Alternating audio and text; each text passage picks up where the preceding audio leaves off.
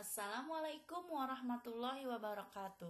Halo anak-anak level 5, apa kabarnya? Semoga kita sekeluarga dalam keadaan sehat walafiat. Jika ada yang sakit, kita doakan semoga lekas sembuh dan Allah angkat penyakitnya serta menjadikan penyakitnya penggugur dosa. Amin. Anak-anak, sebelum kita belajar, yuk kita berdoa. Robbi zidni ilman warzukni fahman. Anak-anak, hari ini Ibu akan sampaikan materi matematika selanjutnya, yaitu pengolahan data. Nah, adapun yang akan kita pelajari hari ini yaitu mengumpulkan data menggunakan kuesioner. Tujuan pembelajaran hari ini diharapkan anak-anak mampu mengumpulkan data dengan tepat.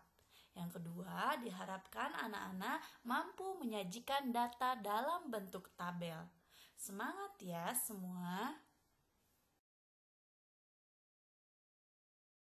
Anak-anak, tahukah manfaat mempelajari pengumpulan dan penyajian data?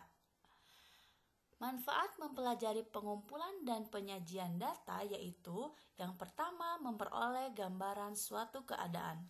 Yang kedua, dapat dijadikan dasar pengambilan keputusan.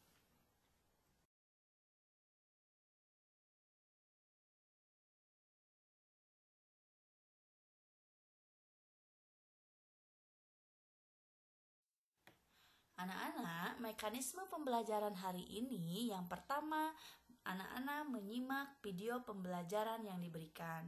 Yang kedua, anak-anak menjawab kuesioner yang diberikan melalui WA grup kelas oleh ibu guru. Kemudian yang ketiga, anak-anak mengisi LKPD berdasarkan jawaban kuesioner yang diberikan temanmu. Semangat semuanya ya! Cara mengumpulkan data di sini terbagi menjadi 3.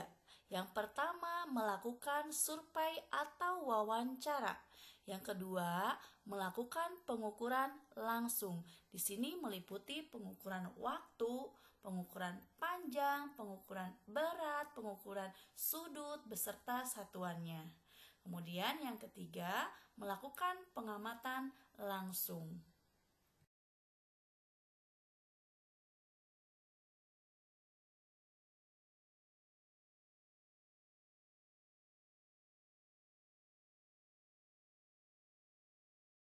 Data tunggal dapat disajikan ke dalam bentuk tabel distribusi frekuensi.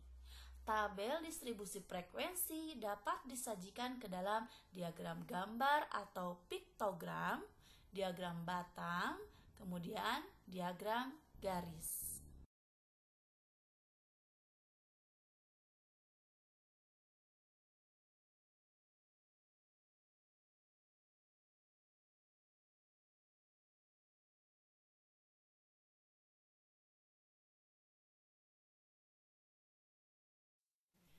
Tabel distribusi frekuensi.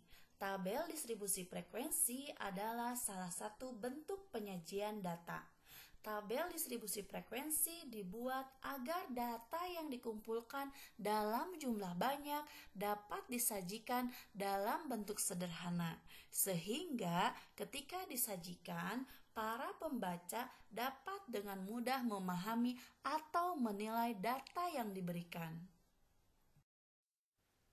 Perhatikan contoh data golongan darah kelas 5 SD Muhammadiyah 7.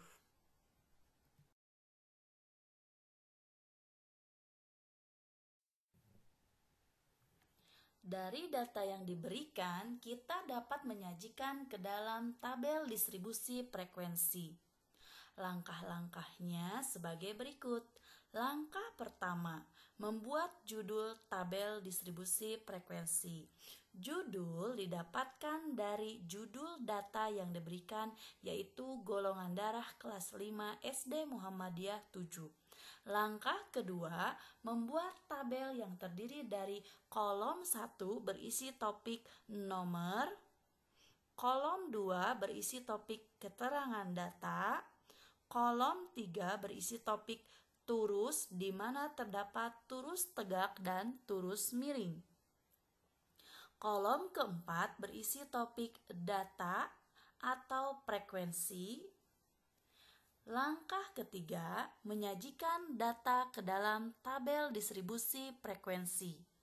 Berdasarkan data yang diberikan, yang pertama, alif bergolongan darah A, maka kita tulis 1 turus untuk alif pada golongan darah A.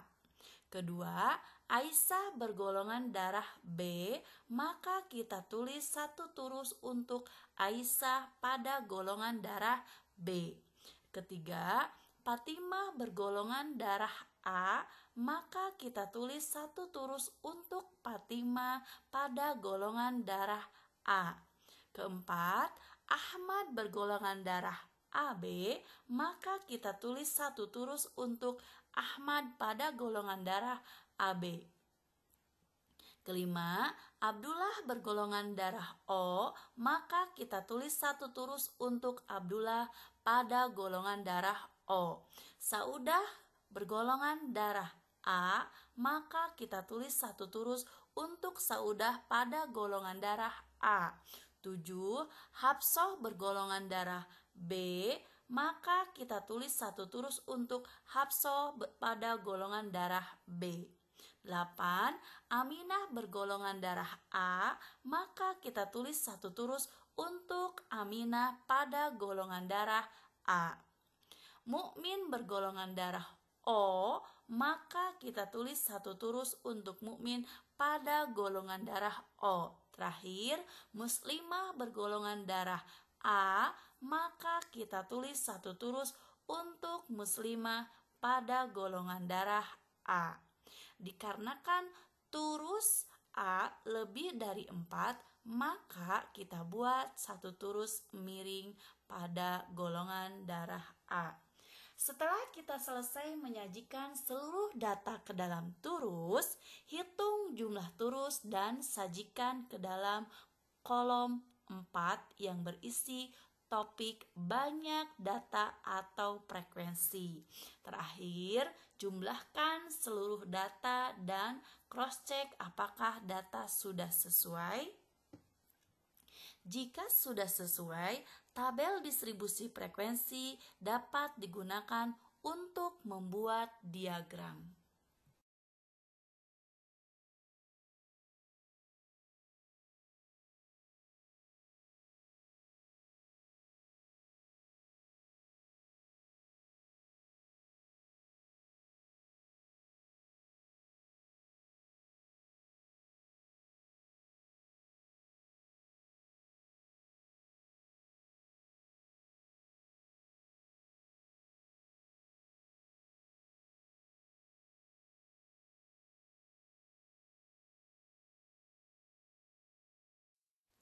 Anak-anak, setelah kita menyimak penjelasan tadi, yuk kita jawab kuesioner yang diberikan oleh ibu guru.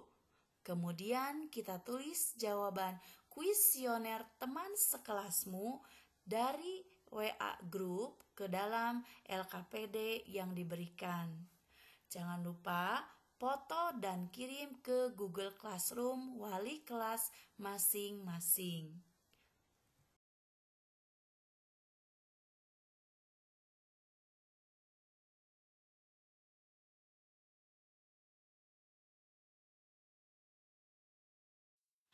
Alhamdulillah, pertemuan kali ini Ibu cukupkan. Semoga belajar kita hari ini dapat bermanfaat menjadi ladang pahala kebaikan untuk kita semua. Sekian, Assalamualaikum warahmatullahi wabarakatuh.